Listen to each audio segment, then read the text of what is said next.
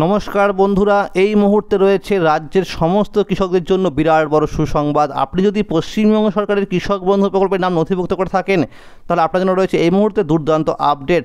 আজকে অর্থাৎ 29শে জুলাই 2024 সোমবার উঠে এলো বিরাট বড় আপডেট। হ্যাঁ বন্ধুরা, কৃষক বন্ধু প্রকল্পের ভাতা বৃদ্ধি নিয়ে এবং আগামী রবি মৌসুম টাকা কবে থেকে দেওয়া হবে এবং কোন কোন কৃষকদের কী কী ফর্ম জমা করতে হবে বা কী কী ডকুমেন্ট জমা করতে হবে, সমস্ত বিষয় নিয়ে কিন্তু আলোচনা করা হয়েছে আজকের এই ভিডিওটির মধ্যে। তো বন্ধুরা, ভিডিওটি সম্পূর্ণ দেখবেন, তাহলে বুঝতে পারবেন যে আগামী রবি মৌসুম টাকা কবে থেকে দেওয়া হবে এবং কোন কৃষকদের নাম বাদ দেওয়া হয়েছে এবং প্রকল্পের টাকা বৃদ্ধি করা হয়েছে এবং কত টাকা বৃদ্ধি করা হয়েছে। তো বন্ধুরা, দেখে নেওয়া যাক কী বলা হয়েছে আজকের এই প্রতিবেদনে। কৃষক বন্ধু প্রকল্পে রবি মরশুমে টাকা দেওয়া নিয়ে উঠে এলো বিরাট বড় আপডেট। এইবার থেকে সবাই পাবে 11,000 টাকা এবং 5,000 টাকা। কলকাতা, 29শে জুলাই 2024 সোমবার। পশ্চিমবঙ্গ সরকারের উদ্যোগে যে সমস্ত জনকল্যাণমূলক প্রকল্প রয়েছে তাদের মধ্যে অন্যতম প্রকল্প হলো কৃষক বন্ধু প্রকল্প। এই প্রকল্পের মাধ্যমে রাজ্যের কৃষকদের বছরে 2টি কিস্তিতে টাকা দিয়ে আর্থিকভাবে সহায়তা করে থাকে পশ্চিমবঙ্গ রাজ্য সরকার। প্রথম কিস্তি অর্থাৎ খরিফ মরশুম, যা টাকা দেওয়ার সময় হলো এপ্রিল মাস থেকে শুরু করে সেপ্টেম্বর মাস পর্যন্ত এই সময়ের মধ্যে, এবং দ্বিতীয় কিস্তি হলো অর্থাৎ রবি মরশুম, যা টাকা দেওয়ার সময় হলো অক্টোবর মাস থেকে শুরু করে পরের বছরের মার্চ মাস পর্যন্ত এই সময়ের মধ্যে। এই প্রকল্পের মাধ্যমে যে সমস্ত কৃষকদের জমির পরিমাণ 1 একর বা তার বেশি রয়েছে তাদের বছরে 2টি কিস্তি মিলিয়ে সর্বোচ্চ 10,000 টাকা, এবং যে সমস্ত কৃষকদের জমির পরিমাণ 1 একরের কম রয়েছে সে সমস্ত কৃষকদের জমির আনুপাতিক হারে বছরে 2টি কিস্তি মিলিয়ে সর্বনিম্ন 4,000 টাকা করে দেওয়া হয়ে থাকে। এই বছরের প্রথম কিস্তি অর্থাৎ খরিফ মরশুম টাকা 13 জুন থেকে কৃষকদের ব্যাংক অ্যাকাউন্টে সরাসরি পাঠানো হয়েছে। এইবার টাকা দেওয়ার ক্ষেত্রে কোনো রকম আনুষ্ঠানিক সভা করা হয়নি। এই প্রকল্পের নথিভুক্ত সমস্ত কৃষকরা আগামী রবি মরশুম টাকার জন্য অপেক্ষা করছে। দ্রব্যমূল্যের বৃদ্ধির কারণে কৃষকদের চাষবাস করতে খুব সমস্যার মধ্যে পড়তে হচ্ছে। এই সমস্যার সমাধানের জন্য ব্লক অফিস থেকে কৃষকদের জন্য কিছু আপডেট জানানো হয়েছে। বলা হয়েছে কৃষকদের আর টাকার জন্য দীর্ঘদিন অপেক্ষা করতে হবে না। আগামী রবি মরশুমের টাকা এইবার নভেম্বর মাসের দ্বিতীয় সপ্তাহ থেকে দেওয়া শুরু হবে বলে জানা গেছে। আগে দেখা যেত এই মরশুমে টাকা ডিসেম্বর মাসে দেওয়া হতো, এর ফলে কৃষকদের চাষবাস করতে অনেক সমস্যার মধ্যে পড়তে হতো। সরকারি মাধ্যমে জানা গেছে অক্টোবর মাসের দ্বিতীয় সপ্তাহ থেকে টাকা দেওয়ার অফিসিয়ালি কাজগুলো শুরু হয়ে যাবে। অর্থাৎ বন্ধুরা, এডিএ আপলোডেড, ডিডিএ অ্যাপ্রুভ, এই সমস্ত কাজগুলো কিন্তু শুরু হবে অক্টোবর মাসের দ্বিতীয় সপ্তাহ থেকে। নবান্ন থেকে কৃষক বন্ধু প্রকল্পের কৃষকদের উদ্দেশ্যে বেশ কিছু বার্তা দেওয়া হয়েছে। বলা হয়েছে যে সমস্ত কৃষকরা একটি জমির নথিপত্র বা পর্চা বা দলিল দেখিয়ে একই পরিবারে অনেকজন টাকা পাচ্ছিল, তাদের আগামী কিস্তির টাকা বন্ধ করা হবে। ইতিমধ্যে দেখা গেছে রাজ্য সরকারের যুবশ্রী প্রকল্পের উপভোক্তাদের মধ্যে অনেকেই অর্থাৎ একই পরিবারের একজনের বেশি টাকা পাচ্ছে, তাদের ইতিমধ্যেই ভেরিফিকেশন শুরু হয়ে গেছে, অর্থাৎ তাদের নাম যুবশ্রী প্রকল্প থেকে বাদ দেওয়া হচ্ছে। তো বন্ধুরা, মনে রাখবেন যে সমস্ত কৃষকরা একটি জমির দলিল দিয়ে অনেক কৃষক টাকা পাচ্ছিল তাদের কিন্তু আর টাকা দেওয়া হবে না আগামী কিস্তি থেকে, এরকমটা কিন্তু ব্লক অফিস থেকে জানানো হয়েছে। আগামী রবি মরশুমে টাকা দেওয়ার ক্ষেত্রে ব্লক অফিস থেকে বেশ কিছু নির্দেশিকা জারি করা হয়েছে। ব্লক অফিস থেকে কৃষকদের উদ্দেশ্যে বলা হয়েছে প্রত্যেক কৃষকদের কিছু অফিসিয়ালি কাজগুলো করে নিতে হবে এবং কিছু ডকুমেন্টস জমা করতে হবে।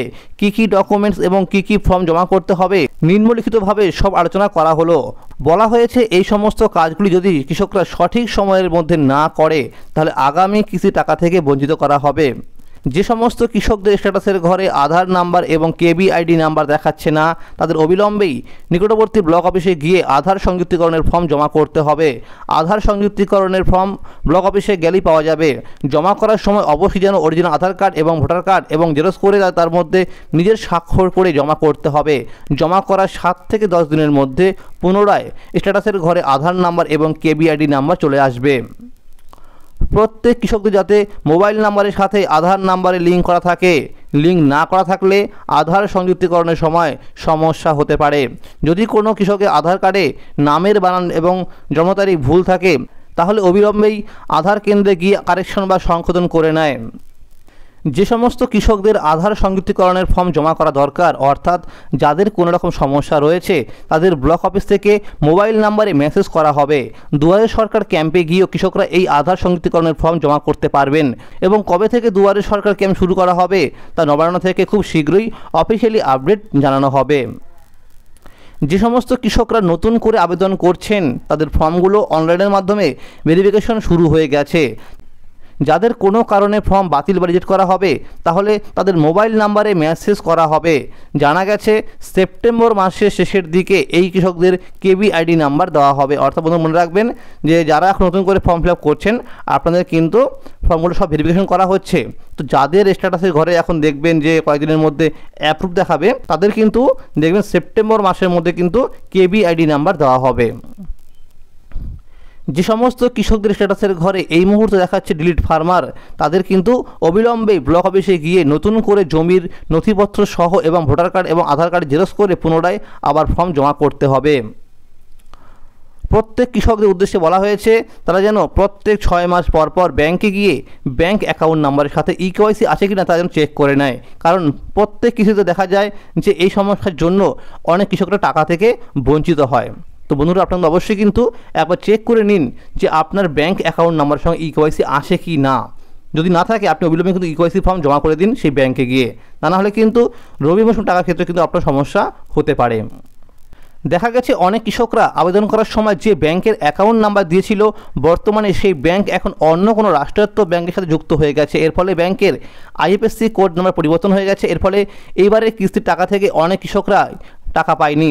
যাদের এরকম সমস্যা হয়েছে তারা যেন নতুন ব্যাংকের পাসবুক জেরক্স করে বা নতুন ব্যাংকে অ্যাকাউন্ট খুলে তার পাসবুক জেরক্স করে ব্লক অফিসে জমা করে, না করলে আগামী রবি মৌসুমে টাকা পাবে না।